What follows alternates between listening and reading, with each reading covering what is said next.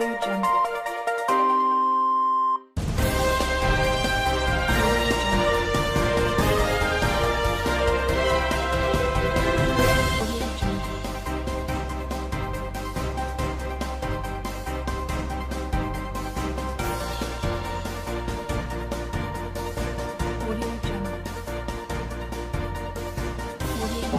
It's another edition of Bystanders at Newsstands on Flip TV. Of course, you know, this is your number one newspaper review program that is being aired on number one platform, Flip TV. Michael Adekunle still remains my name.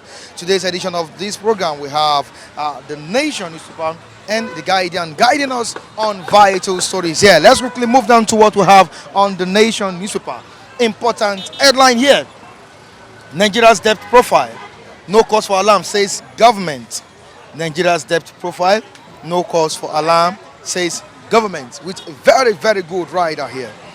Buhari restricts ministers' travels to twice per quarter.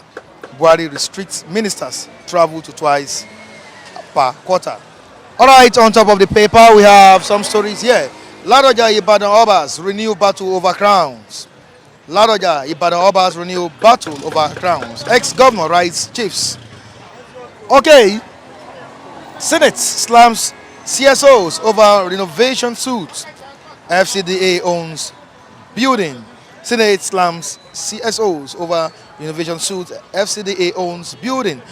Insurance firms recapitalization to wait. Regular shift deadline.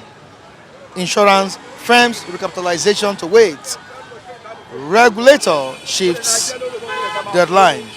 All right, moving to another story here. Traditional rulers plan January 2 prayers to end Obaseki or Shomole feud. Traditional rulers plan January 2 prayers to end Obaseki or Shomole feud. Moving on to another story here. Boko Haram ISWAP attacked Northeast 27 times in 14 days, says military. Boko Haram ISWAP attacked Northeast 27 times in 14 days, says military. Lasso students hold candlelight procession for victim of ritual killing. Wow, very tragic one here. Lasso students hold candlelight procession for victim of ritual killing. You can see the picture of the students of Lagos State University. You can see them here holding the procession for the victim of the ritual killing. Lagos University students during a candlelight procession in honor of Favor Dele Oladele. Okay, moving on to another story. On the front page of The Guardian, police to secure Boko Haram war zone, orders as military leaves. Wow. Police to secure Boko Haram war zone, orders as military leaves.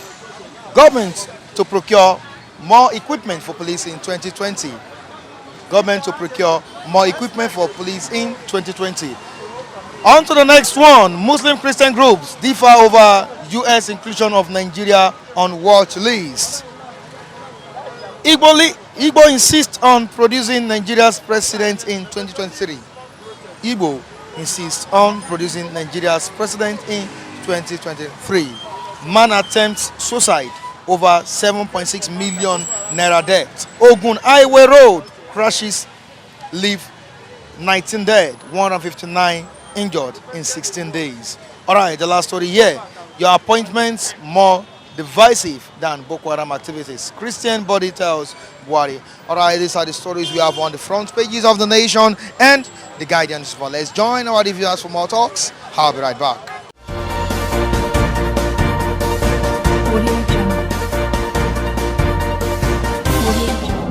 We have series of stories on the front pages of The Guardian and The Nation newspaper. But let's quickly move down to what I have here. The major headline, which reads, police to secure Boko Haram war zone, orders as military leaves. It's a very good rider. Government to procure more equipment for police in 2020. Now, looking at this headline, I'm talking about the major headline on the front page of Guardian newspaper. Police taking over from the military. Do you think the police is capable of doing what the military could not be able to solve perfectly? Okay. Well, I have not gone through the inside story to actually understand what is going on?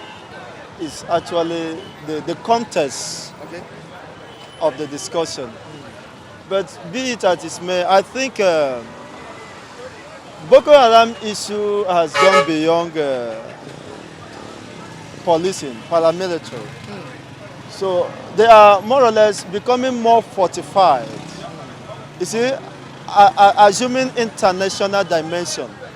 And they have established link with other international terrorists, Terrorist group. like IS and other from the Middle East. Okay. So, and they have given Nigerian military, Nigerian force a good fight. And Nigeria has lost billions of naira in combating with them. And as far as I'm still concerned, they are still holding some parts of Nigeria hostage. I think the police cannot match with Boko Haram. You see, they are only made to take care of the internal situations. This has gone, beyond what they should handle. So if they should take the responsibility of, they are more or less singing the the beating of suicide. And as far as Nigeria is concerned, Nigeria will never have confidence in Nigerian police. The military find it difficult to dislodge these people. These people are taking over. Imagine the number of casualties. Nigerian military, trained Nigerian forces, military forces that have been fell casualties as a result of the activities of Boko Haram. So I don't see it coming to it. It's more or less a joke. If they are saying they should take over and secure, what are they securing? So, and what is the number of policing and policemen or force in it compared to the ratio of the area they claim they should secure? So I think it can never. We shouldn't take that for granted. Though they said, based on what they said some peace has been restored to some communities, which they think the military doesn't have that, doesn't need to delay itself or himself in that particular region. That they should come back and let police take over their normal duties. So what do you think? Or do you still insist that the military should still stay there? You see, this Nigerian phenomenon, when the military or the Nigerian force tell you you should stop, you should stand, you should relax, you better start preparing yourself to exit, to leap, to run, to scurry for safety. Because oftentimes they have given such assurance without any concrete arrangement on ground to secure the people, only just to run into the hands of Boko Haram. You see, the hands of the bandits. So it is high time Nigeria, of course, should know that these people cannot be trusted. When they tell you that everything is normal, it is not true. They will go back to their homes and you are the one to face the consequences. So everybody should be the chief security of himself. Until normalcy is restored, Boko Haram is totally dislodged. Reduced. Their activities being curtailed. There is no way you can tell me that you have won the war. Mind you, it's an ideology war. You cannot win it by mere bullets and gun. So there should be a concrete system put in place to checkmate this. We need a working orientation. We need the government has to, rather than spending money buying ammunition and combating Boko Haram, there should be another superior reasoning that will be able to dislodge that ideology going on in the northern region. before they will be able to tell us, come out and tell the entire world that they have won this war.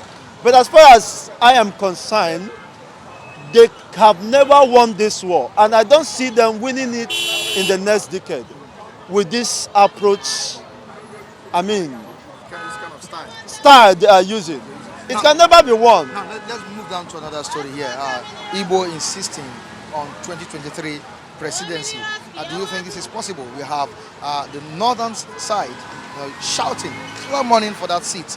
Also the Yorubas, which is the western states, also bidding for that particular position.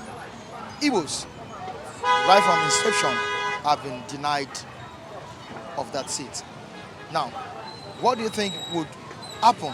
Do you think Igbo still has that stand? Do you think they still have that capacity to get to that position? Thank you very much. You see, the word insisting, Igbos insisting, I mean, does not suggest that we are gullible. You see, in a society where equity and fairness is entrenched, rule of law, you see, that society will eventually move forward. But when there is an imposition, when there are deprivation, when some part of the country assumed to be the master while loading it over to those they presume to be the slaves, there will never be peace in such a community, in such a society. So are Igbos part of Nigeria? Igbos are the major tribes in this country called Nigeria. Igbos have contributed a lot in keeping Nigeria as one, in advancing the cause, both commerce-wise and industrial-wise. Igbo has contributed to the GDP, to the economy, in building the economy and the peace. Igbo are peace-loving people wherever they go.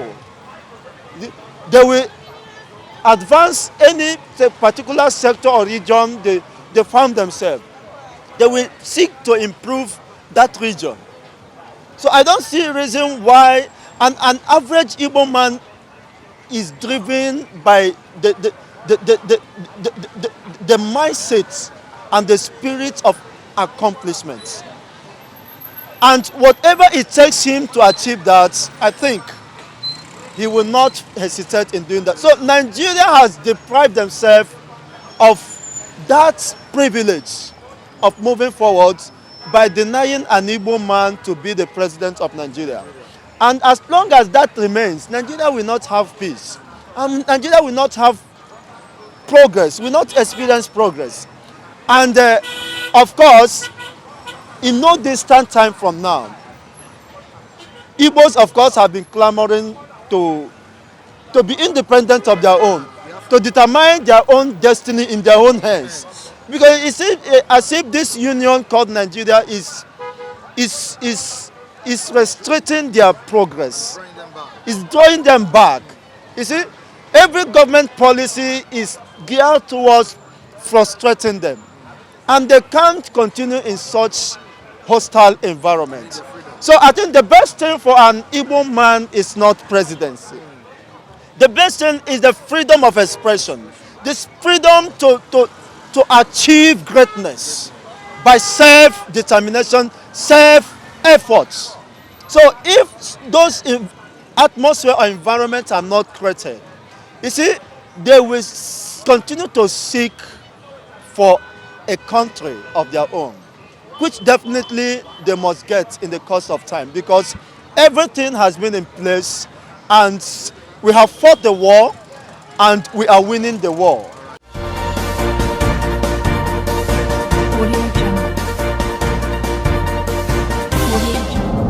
My own contribution is that, well, I think in 2023, the Igbos deserve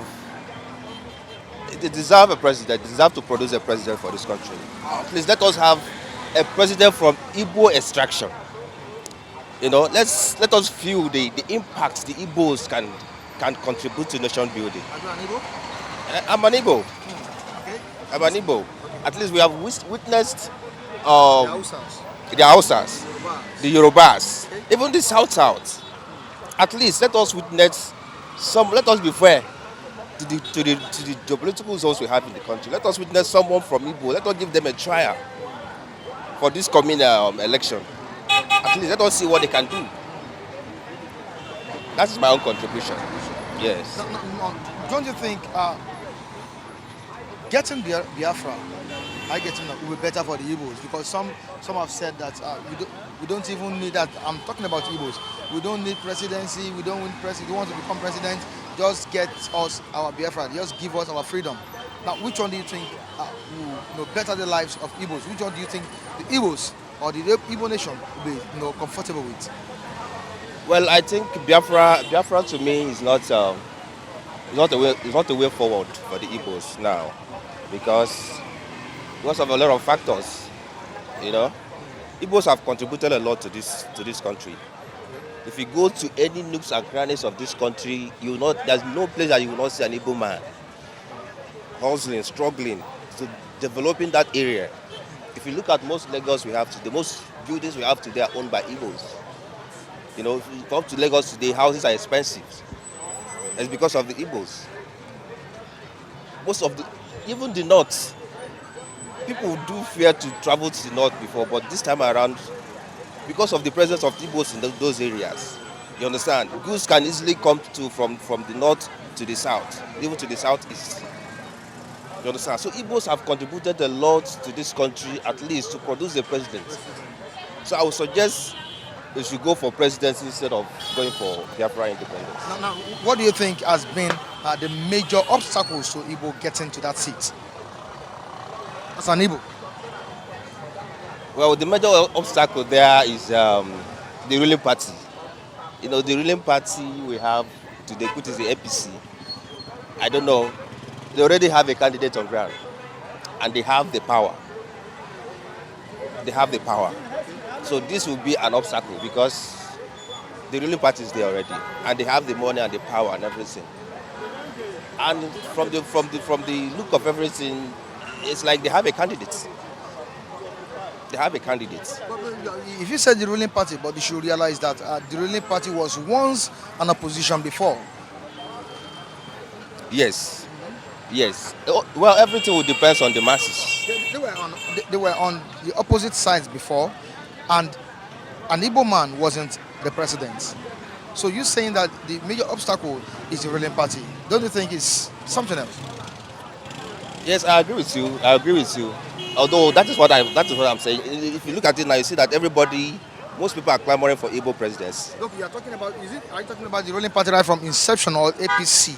The APC, as the president. The APC presently, and the APC they are the ruling party at the moment, and they have the power at the moment. They have the power at the moment. They have everything, the resources. They occupy most of the seats at the federal level, even at the Senate. So it will be very, very hard for all the opposition parties to gain access. But at the same time, if Nigeria would decide, okay, this is the person we really want a change from the present administration.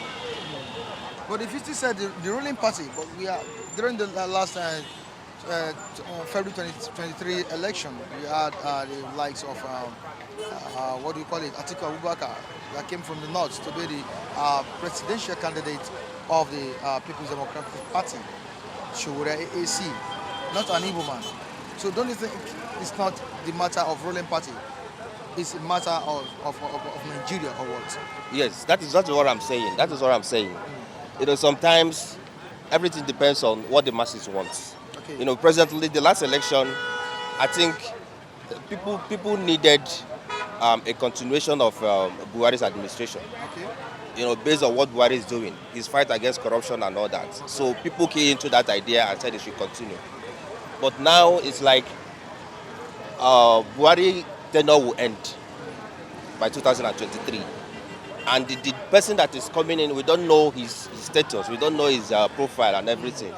So it's an open situation. So any new candidate can come in. But do you expect to be there among the Well, tribes? I will expect Nigerians to give at least a president from the Igbo extraction a chance. Let us see what the Igbos can contribute to this nation.